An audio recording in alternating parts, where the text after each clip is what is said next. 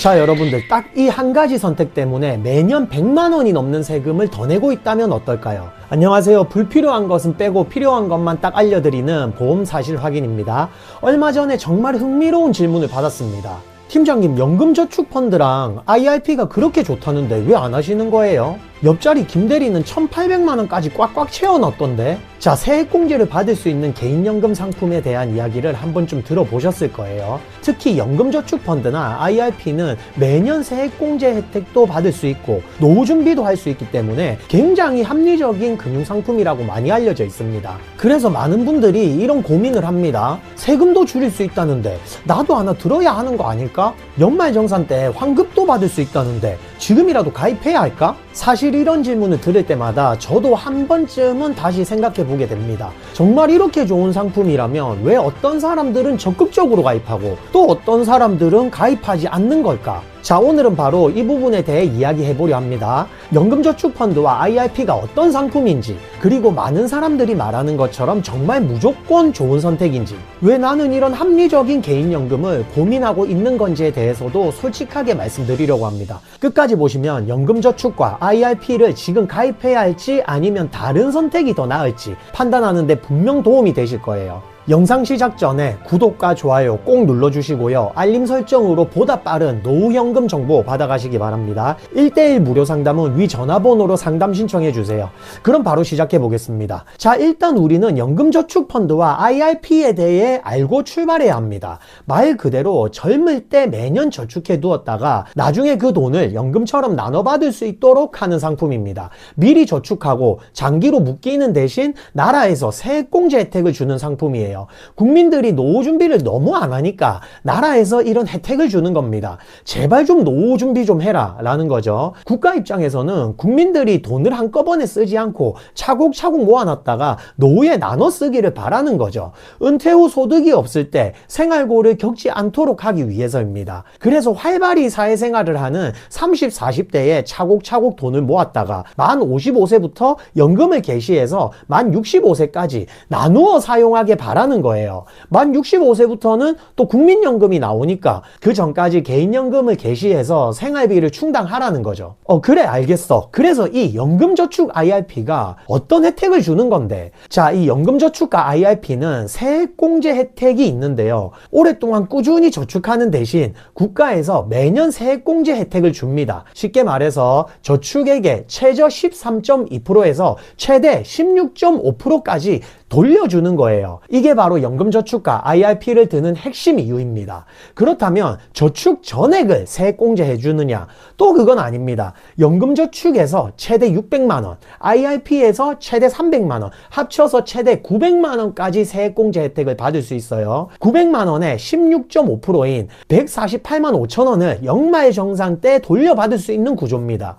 여기서 끝이 아니에요. 수익금에 대한 세금을 바로 내지 않고 나중에 연금소득세로 저율과세하기 때문에 실질 금리액이 계속 복리로 불어나는 효과가 있습니다. 여기서 이제 복리의 마법 달달합니다. 지금 계좌 안에서 샀다 팔았다 해도 세금 없이 그대로 재투자니까 불리는 금액이 점점 커지게 되는 거죠. 연금저축과 IRP 합산 연간 납입 한도가 1,800만원까지이긴 하지만 1,800만원 납입 시 세액공제 받을 900만원이 제외된 나머지 900만원은 과세 이연되어 연금 받을 때 과세됩니다. 이 부분은 또 너무 길어지니까 따로 다루도록 할게요. 자, 그럼 이런 말 들어보셨을 거예요. 연금저축으로 세액공제 받아도 나중에 연금소득세 다 토해내야 된다. 사실 손해다. 자, 이런 말 한 번씩은 들어봤을 텐데요. 이 말은 반은 맞고 반은 틀린 말입니다. 연금소득을 연간 1,500만원 이하로 수령한다면 분리과세되기 때문에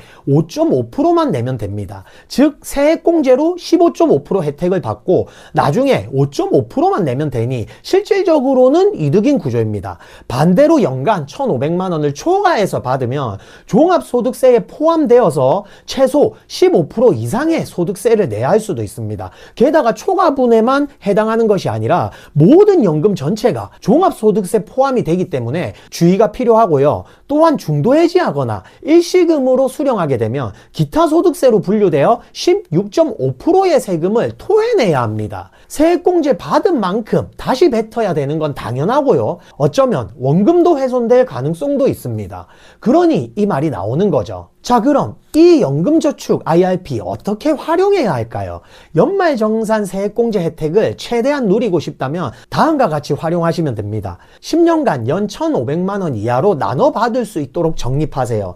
연간 400만 원까지만 넣으시길 추천드립니다. 수익률이 너무 좋아서 10년 후 수령 시 연 1,500만 원을 초과하게 된다면 종합소득세 대상이 돼버리니까요. 자, 예를 하나 들어볼게요. 연간 400만 원까지 넣고 5%의 수익을 냈을 때 받게 되는 금액이 약 1억 3천만 원 조금 넘습니다. 이를 10년간 나눠 받으면요, 연간 약 1,300만 원 정도의 수준으로 수령할 수 있을 것 같네요.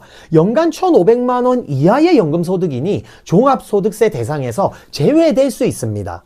그래, 잘 알겠다. 자, 그럼 이렇게 합리적이고 좋은 연금저축 IRP를 저는 왜 안 하는지 솔직히 말씀드릴게요. 일단 한마디로 말씀드리면 저의 투자 성향과 맞지 않기 때문입니다. 제가 좋아하는 투자 방식은 감당할 수 있는 선에서 레버리지를 활용해 자산을 빠르게 키우는 방식입니다. 실행력이 있는 사람에게는 이 방식이 자산을 빠르게 키우는데 압도적으로 유리하거든요. 1년에 최대 148만 5천 원을 돌려받는다고 해서 언제 경제적 자유를 이룰 수 있을까요? 자, 400만 원씩 10년간 납입해서 연 5%의 수익을 낸다 해도 10년 후에는 약 1억 3천만 원입니다. 2036년에 1억 3천만 원이 그렇게 큰 금액일까요? 세액공제를 받을 수 있는 저축 한도를 몇 억이나 막 5천만 원, 6천만 원 정도로 늘려준다면 이야기는 달라지겠지만 최대 900만 원에 16.5%의 세액공제를 받고 복리로 굴린다고 해도 경제적 자유를 이루기는 어렵다는 결론입니다. 그래서 저는 매년 400만 원을 포함한 종잣돈을 시드 명목으로 꾸준히 모아서 한 살이라도 젊을 때 제가 자신 있는 분야에 레버리지를 이용해 수익을 내는 게 멀리 내다봤을 때 자산을 키우는데 훨씬 유리하다는 결론을 내렸습니다. 자, 저는 지금 꾸준히 부동산 공부를 하고 있는데요. 그러면 결국 부동산 투자가 최고라는 거야? 이렇게 물으시는 분들이 계십니다. 당연히 무조건 최고는 아니죠. 어떤 투자든지 간에 리스크는 존재합니다. 무조건 개인연금 펀드나 주식보다 부동산이 좋다는 건 아니에요. 다만 장점이 다를 뿐입니다. 투자 종류에 관계없이 상대적으로 레버리지를 크게 사용할 수 있는 분야이기 때문에 개인적으로 부동산 투자를 더 선호할 뿐이고요. 저는요. 한 가지 예를 들어 볼게요. 가령 3천만 원을 직접 투자했을 때 10%의 수익은 300만 원입니다. 반면 3천만 원을 자기 자본으로 대출이나 전세금 2억 7천만 원을 활용해서 3억짜리 건물을 샀을 때 보수적으로 수익률을 잡아도 5% 정도 되겠죠. 그 3억에 5%면 약 1,500만 원입니다. 물론 대출이자가 빠진다고 가정해도 현금 3천만 원의 10%의 수익률보다 훨씬 많아집니다. 똑같이 3천만 원을 투자했지만 이자 다 빼고도 실수익은 2배 이상 차이가 나는 거죠. 물론 부동산도 현금화를 원할 시 빠르게 팔리진 않으니 리스크는 항상 존재합니다. 참고하셔야 하고요. 부동산 외에도 레버리지를 활용할 수 있는 분야라면 한 살이라도 젊을 때 열심히 공부해서 도전해 볼 만하다고 생각합니다. 물론 내가 리스크를 감당할 수 있는 선에서요.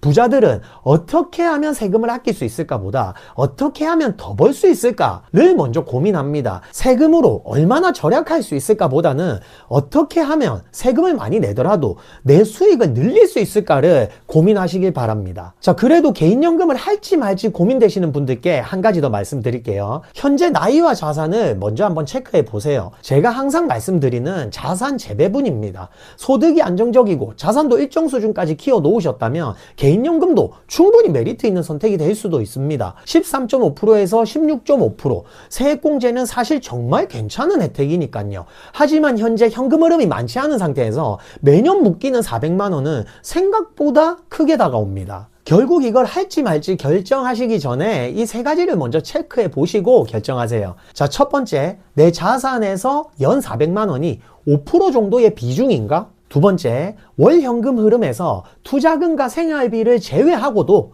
여유가 있는가? 세 번째, 앞으로 월 현금 흐름이 줄어들 이슈는 없는가? 자, 또한 아직 투자 목표나 성향을 잘 모르겠다 하시는 분들은 지금까지 본인의 투자 수익률을 먼저 확인해 보고요. 그리고 그 수익률을 지속적으로 낼 실력을 갖추었는지도 객관적으로 살펴보셔야 합니다.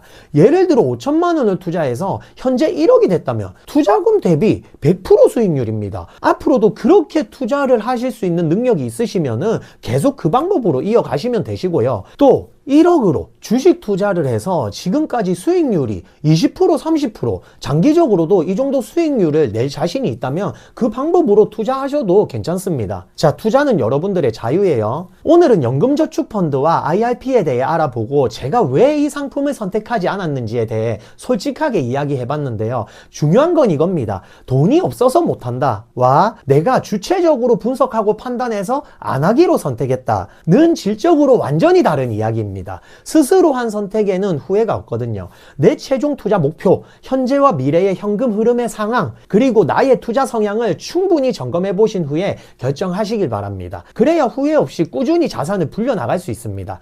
여러분만의 자산을 잘 체크해 보시고 선택하시길 바랍니다. 구독, 좋아요 꼭 눌러주시고요. 알림 설정으로 보다 빠른 노후연금 정보 받아가시기 바랍니다. 1:1 무료 상담은 위 전화번호로 상담 신청해 주세요. 아래 고정 댓글에 평생 연금 받는 방법 남겨놓을게요. 여러분의 노후를 진심으로 응원합니다. 감사합니다.